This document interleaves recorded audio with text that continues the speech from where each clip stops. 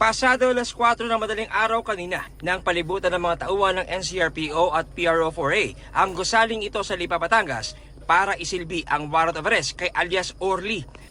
Maya-maya, pinaputukan na ng subject ang raiding team.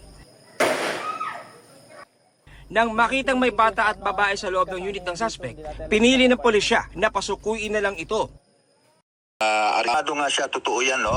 Nagkaroon muna ng putok, no? Galing dun sa loob. Pero ayon nga sa intel report natin is andun yung mag-ina niya. So hindi pumutok itong mga pulis natin. Nagkaroon muna initially ng negotiation dahil nakita natin na andun yung mag-ina niya sa loob.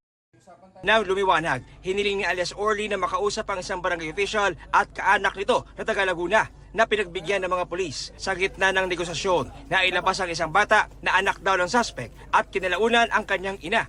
Pero imbis na sumuko,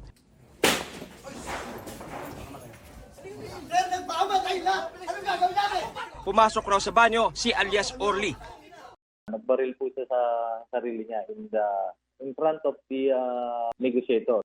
Nasawi si alias Orly na hinihinalang kasabwat sa pagpatay sa broadcaster na si Percy Lapid noong October 2022.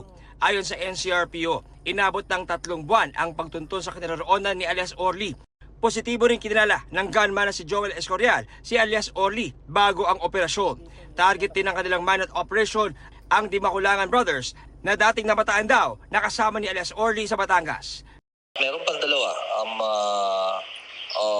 yung Di Makulangan Brothers, as well as yung iba pa charged in this case or a separate case because of this case, yung kay General Bantag. Kung sumuko sana siya ng mahusay or sumuko siya ng maayos, ay mabibigyan natin ng linaw, mas malinaw sana kasi he will be telling something kung mag-cooperate siya.